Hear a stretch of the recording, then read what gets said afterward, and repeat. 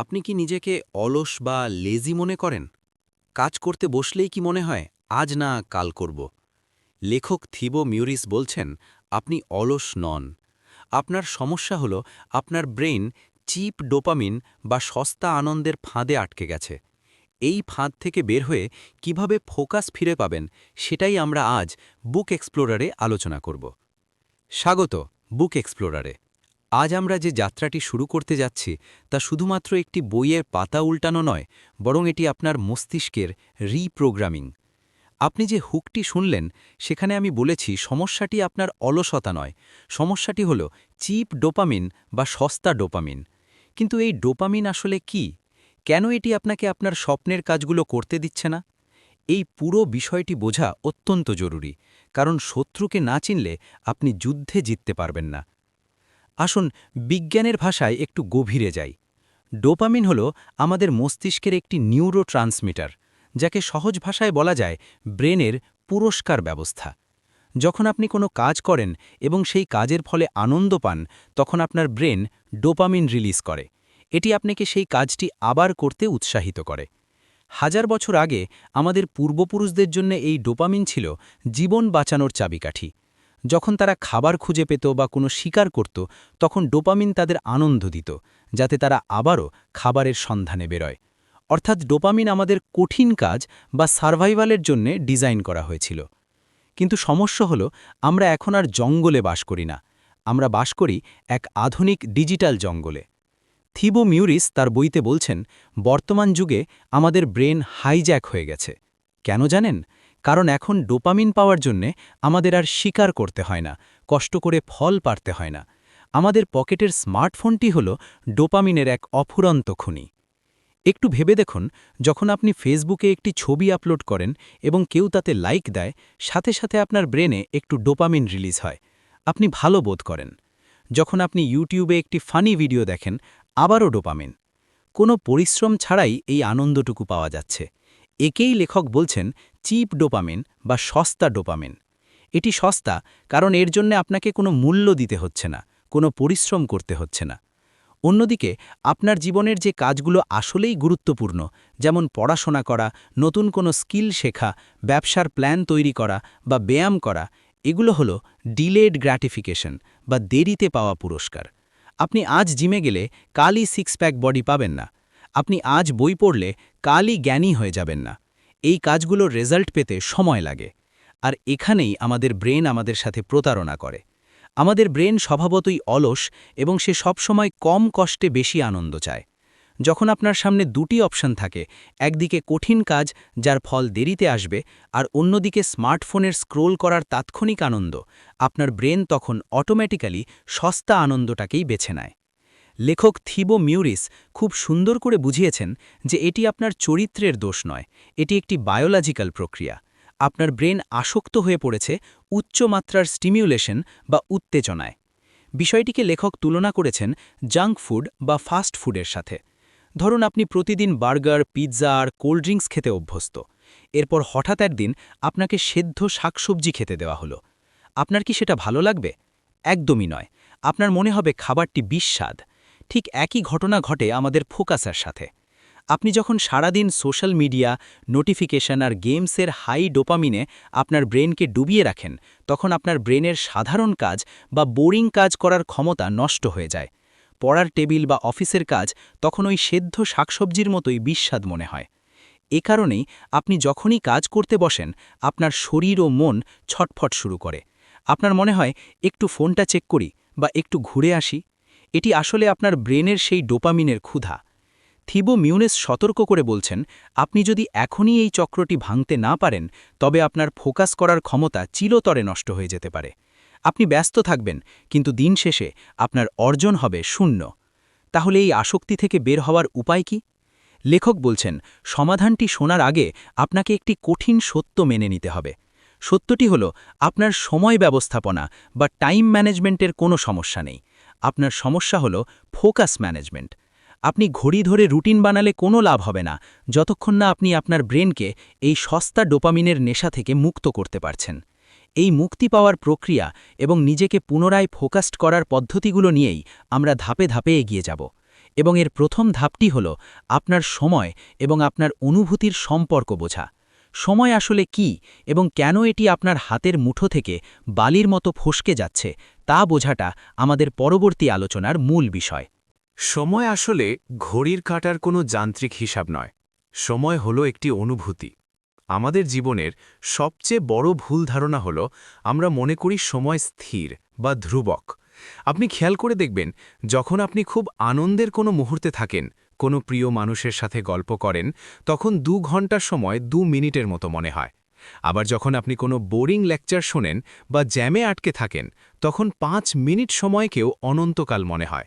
কেন এমন হয়? টিবথ মিউরিসে বলছেন, কারণ আমরা সময়কে মাপি আমাদের আবেগ এবং মনোযোগ দিয়ে। এই অনুভূতির জায়গা থেকেই আমাদের সবচেয়ে বড় সমস্যাটি তৈরি হয়। আপনি যখন কোনো গুরুত্বপূর্ণ কাজ করতে বসেন, তখন আপনার অবচেতন মনে একটি ভয়ের জন্ম হয়। এটি হতে পারে ব্যর্থতার ভয়, কাজটা পারফেক্ট না হওয়ার ভয়, অথবা কাজটি খুব কঠিন মনে হওয়ার মানসিক চাপ। এই নেতিবাচক অনুভূতির কারণে আপনার ব্রেন কাজটিকে একটি পেইন বা যন্ত্রণা হিসেবে ধরে নেয়, আর মানুষ স্বভাবতই যন্ত্রণা থেকে পালাতে চায়। এই পালানোর উপায় হিসেবেই আপনার হাত চলে যায় স্মার্টফোনের দিকে। ফোন স্ক্রল করা শুরু করলে আপনার ব্রেন সেই যন্ত্রণা থেকে মুক্তি পায়, কারণ সেখানে কোনো চাপ নেই, কোনো বিচার বা জাজমেন্ট নেই। এটি আপনার ব্রেনকে এক ধরনের অবশ বা অসার অনুভূতি দেয়, যার ফলে আপনার ঘন্টার পর ঘন্টা সময় গায়েব হয়ে যায়, আপনি টের পান না। লেখক এই মানসিক অবস্থাকে বলছেন ইমোশনাল এসকেপিজম বা আবেগীয় পলায়নবাদ। আপনি আসলে অলসতা করে কাজ ফেলে রাখছেন না, আপনি মূলত আপনার ভেতরের স্ট্রেস এবং অ্যাংজাইটি থেকে পালিয়ে বাঁচতে চাইছেন।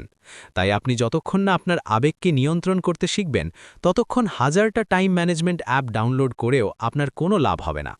টিবথ মিউরিসের মতে প্রথাগত টাইম ম্যানেজমেন্ট আমাদেরকে রোবট বানাতে চায়। তারা বলে সকাল 8টায় এই কাজ, 9টায় এই কাজ, কিন্তু আমরা মানুষ, আমাদের এনার্জি বা শক্তি সবসময় এক থাকে না। আপনার সকালের মনোযোগ আর বিকেলের মনোযোগ এক নয়। তাই সময় ম্যানেজ করার আগে আপনাকে শিখতে হবে আপনার এনার্জি বা শক্তিকে ম্যানেজ করা। বইটিতে লেখক অত্যন্ত চমৎকার একটি কনসেপ্ট শেয়ার করেছেন, তা হলো ফ্লো স্টেট বা কাজের গভীরে পুরোপুরি নিমগ্ন হয়ে যাওয়া।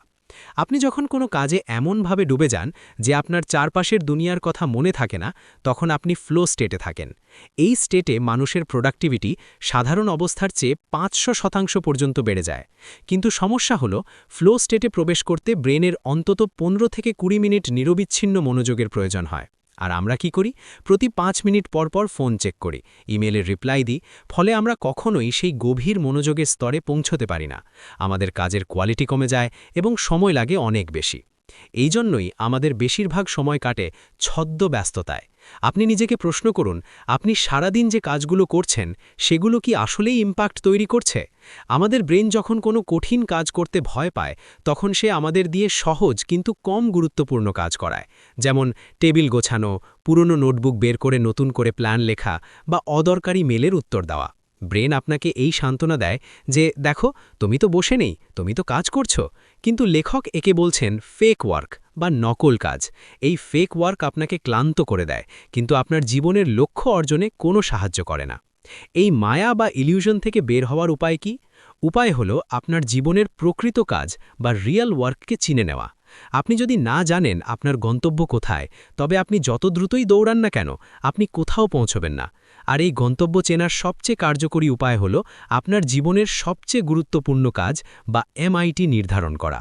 আসুন এবার আমরা সেই ধাপটিতে প্রবেশ করি, যেখানে আমরা শিখব কিভাবে সারাদিনের হাজারটা কাজের ভিড় থেকে সেই জাদুকরী একটি কাজকে খুঁজে বের করতে হয়, যা আপনার পুরো জীবন বদলে দিতে পারে।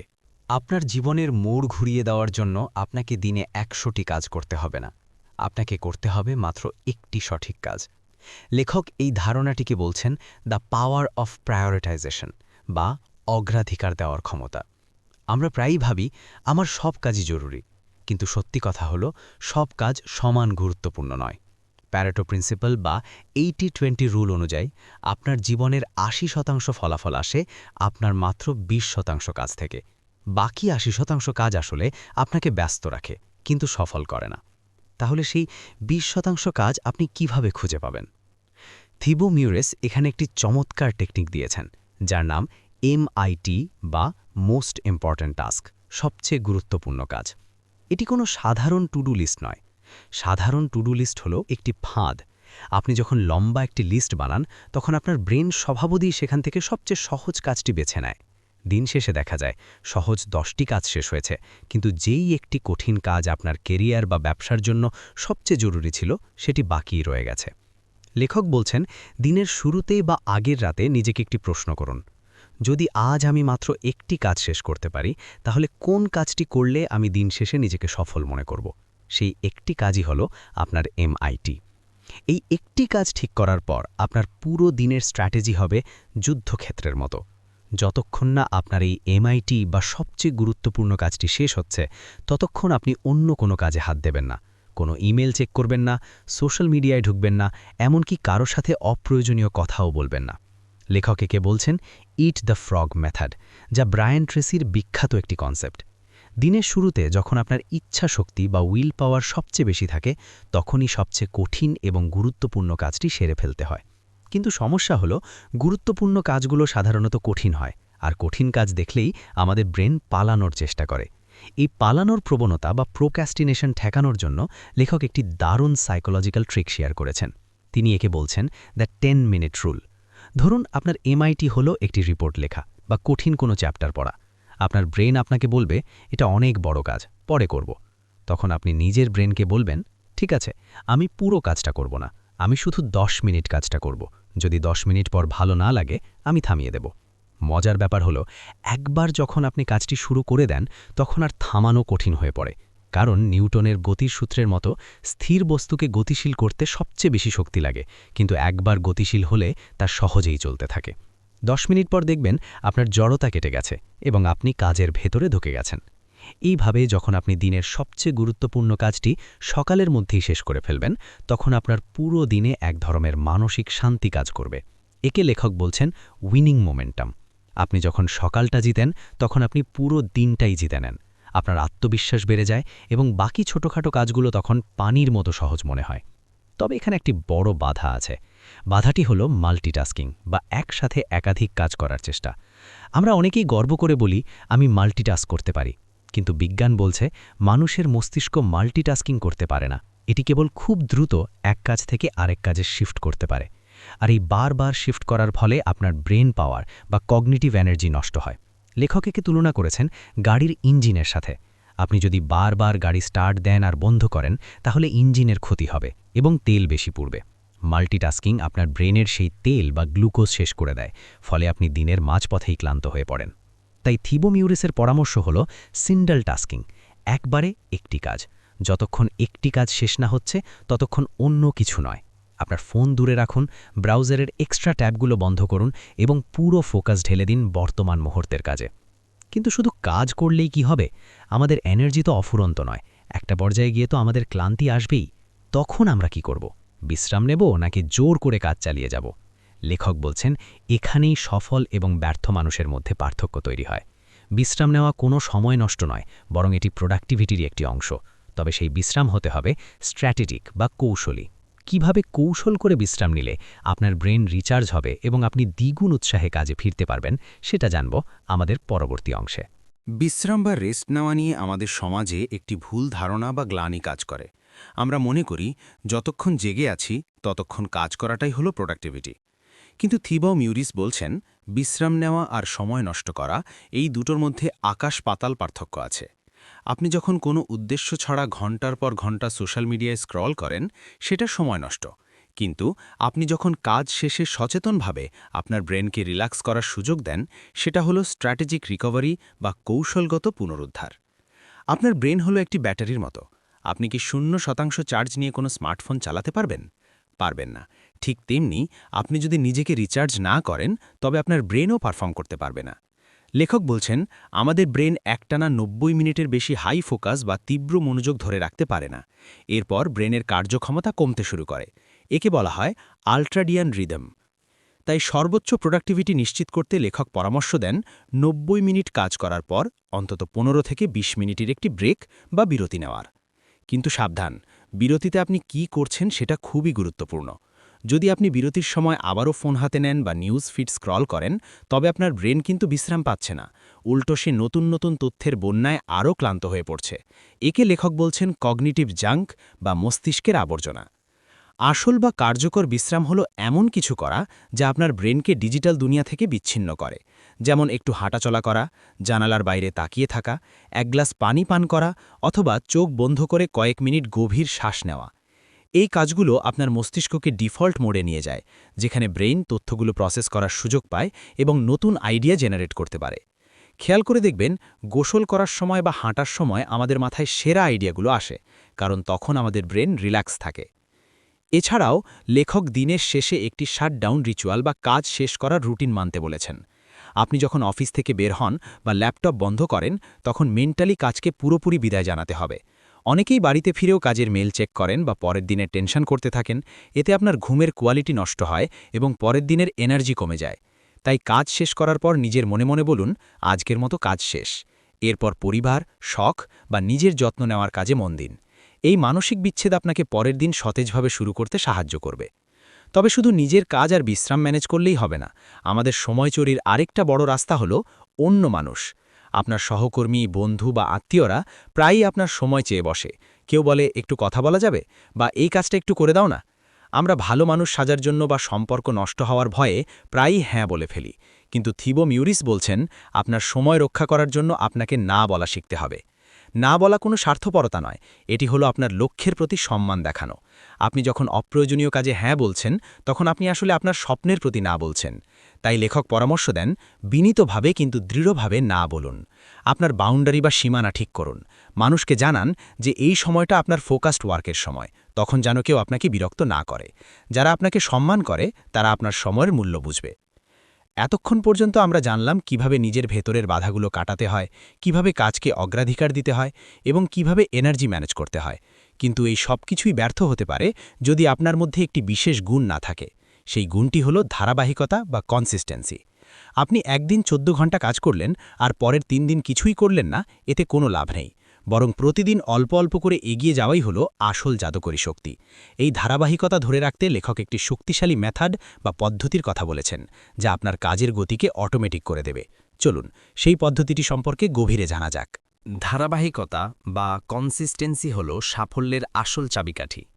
একদিন জিমে গিয়ে 10 ঘন্টা ব্যায়াম করলে যেমন বডি বিল্ডার হওয়া যায় না, তেমনি একদিন মোটিভেশনাল ভিডিও দেখে বা 14 ঘন্টা কাজ করে জীবন বদলানো যায় না।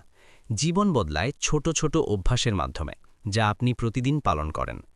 থিবো মিউরিস একে বলছেন কম্পাউন্ড ইফেক্ট বা যৌগিক প্রভাব। আজকের ছোট 1% উন্নতি 1 বছর পর আপনাকে 37 গুণ বেশি শক্তিশালী করে তুলতে পারে।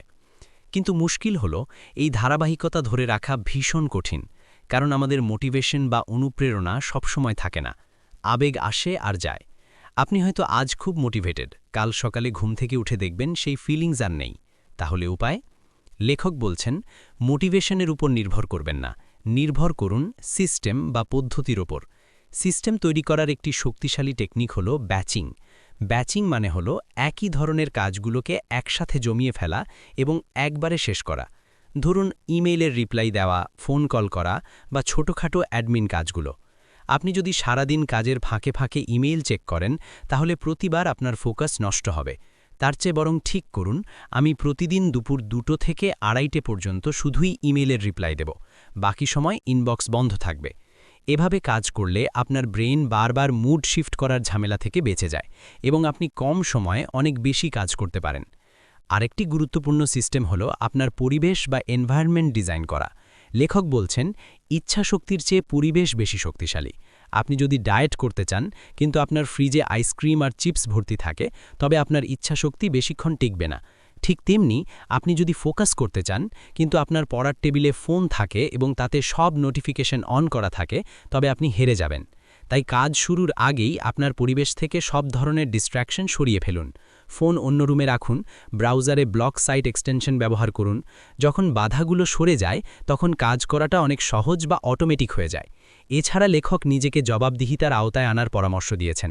একে বলা হয় অ্যাকাউন্টেবিলিটি পার্টনার। আপনার কোনো বন্ধু বা মেন্টরকে আপনার লক্ষ্যের কথা জানান।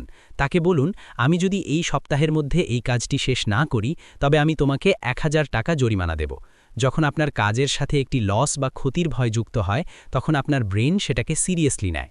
এই পুরো জার্নিতে একটি বিষয় মনে রাখা খুব জরুরি, ব্যর্থতা আসবেই। এমন দিন যাবে যেদিন আপনি একদমই ফোকাস করতে পারবেন না, প্ল্যান অনুযায়ী কিছুই হবে না। তখন নিজেকে দোষারোপ করবেন না। তিবো মিউরিস বলছেন, নিজেকে ক্ষমা করুন এবং পরের দিন আবার নতুন করে শুরু করুন। পারফেকশনিজম বা নিখুঁত হওয়ার চেষ্টা হলো প্রোডাক্টিভিটির শত্রু। সবকিছু ঠিকঠাক হলেই শুরু করব এই চিন্তা বাদ দিয়ে যা আছে তা নিয়েই শুরু করুন। অসম্পূর্ণ কাজ বা ইমপারফেক্ট অ্যাকশন কোনো কাজ না করার চেয়ে হাজার গুণ ভালো। পরিশেষে সময়ের মালিক হওয়া মানে রোবট হয়ে যাওয়া নয়, এর মানে হলো নিজের জীবনের নিয়ন্ত্রণ নিজের হাতে নেওয়া, যাতে আপনি কাজের সময় কাজ করতে পারেন এবং অবসরের সময় অপরাধবোধ ছাড়াই জীবন উপভোগ করতে পারেন। যখন আপনি সস্তা ডোপামিনের নেশা কাটাবেন, সঠিক কাজকে অগ্রাধিকার দেবেন এবং নিজের এনার্জি ম্যানেজ করবেন, তখন আপনি দেখবেন আপনার হাতে অফুরন্ত সময়। আপনি তখন আর সময়ের পেছনে দৌড়াবেন না, সময় আপনার ইশারায় চলবে। এই ছিল তিবো মিউরিসের মাস্টার ইয়োর টাইম বইয়ের মূল নির্যাস। বইটি থেকে আমরা শিখলাম যে সময় ব্যবস্থাপনা আসলে আত্মব্যবস্থাপনা ছাড়া আর কিছুই নয়। আশা করি আজকের এই আলোচনা আপনার চিন্তার জগতে একটি নতুন দুয়ার খুলে দিয়েছে। এই সেশনটি এখানেই শেষ করছি না, বরং এটিকে একটি শুরু হিসেবে দেখুন। আগামী দিনগুলোতে এই টেকনিকগুলো আপনার জীবনে প্রয়োগ করুন এবং দেখুন কিভাবে আপনার পৃথিবী বদলে যায়। সাথে থাকার জন্য ধন্যবাদ। দেখা হবে বিজয়ের পথে।